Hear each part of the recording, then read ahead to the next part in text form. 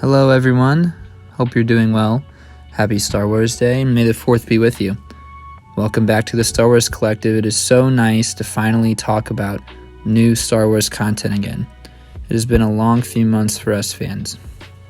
In this video, I'm going to do less of a shot-by-shot run-through like I did on the Mandalorian Season 2 finale, and more of a reaction and review.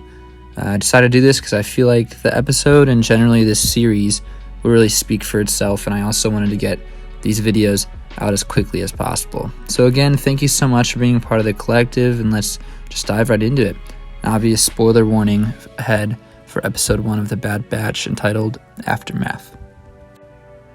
Leading up to this show, I honestly wasn't very excited, especially when you compare it to some of the other upcoming Star Wars titles being released. But then I started thinking, watching some theories, and as we drew closer, I started to think about the potential places this show could go. The first section of this episode was a great indicator of this. I thought the timing was just perfect. We actually get to see some animated shots from Revenge of the Sith, which I thought was a great touch. Seeing a young Kanan Jarrus, or Caleb Dume, in this show as a Padawan was the kind of connective tissue that was really going to help the show gain traction.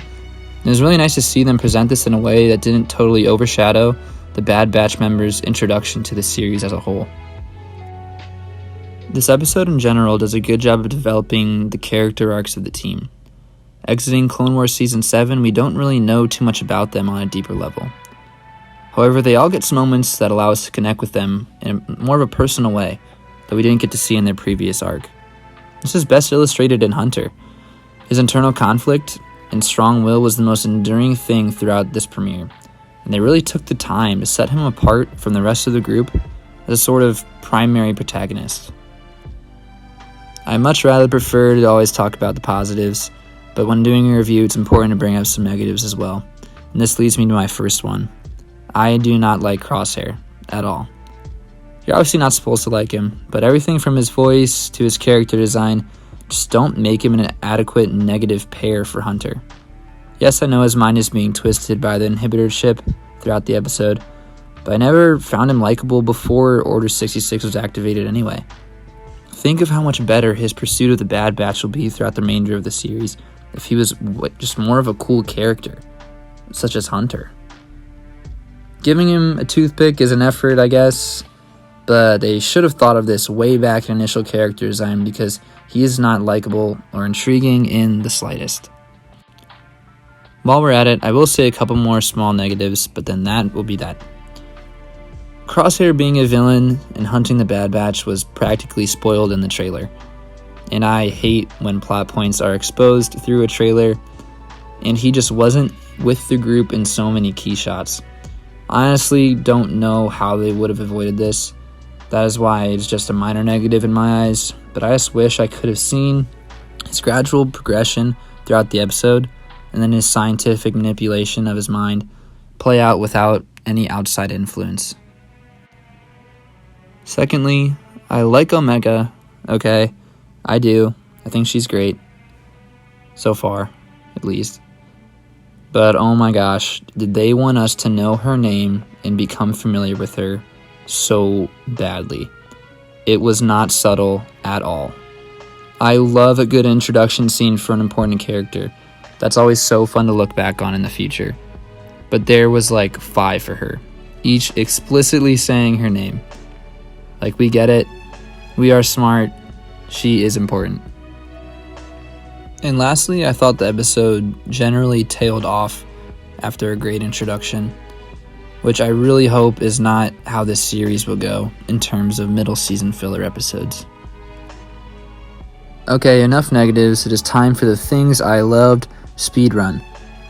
The music was amazing. Shout out to composer Kevin Kinner for giving us some sounds that balanced a new series, new characters, and the Star Wars we know and love. The animation was absolutely next level. They took the next step with Season 7 of Clone Wars, and they haven't looked back. These shots are awesome. The attention to detail took my breath away. And I also really thought the cameos and connection to other material were balanced and really well managed. Overall, I really enjoyed myself watching this. I already find myself connecting to the Omega and Hunter relationship, and I'm really excited for the rest of the series. Maybe Star Wars has found a way to people's hearts. A badass and a likable kid. I guess we just eat it up. Overall, 7.5 out of 10. Now for some quick predictions and possible concerns to close us out. Omega is likely going to be a Force user, or have a similar genetic mutation to a lot of Force attributes because she was showing some major potential Force hints at us throughout the episode.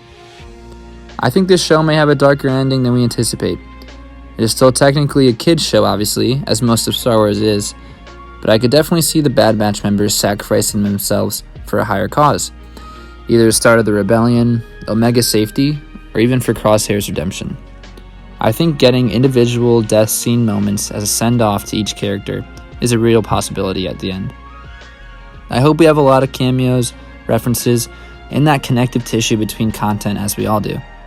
But I also do hope that Bad Batch get their moment and we really get to see their development. I really think we will get this balance in the end. In Filoni we trust, and I can't wait to see what this series and the future of Star Wars holds. And that will do it for today's video. Thank you so much for watching to this point. And if you enjoyed yourself, feel free to like, subscribe to join the Star Wars Collective, and comment your favorite part of Episode 1. I'm honestly really curious to hear what everyone thinks. I'm going to try and make as many of these episode reviews as possible for Bad Batch, so I hope to see you all very, very soon. May the Force be with you.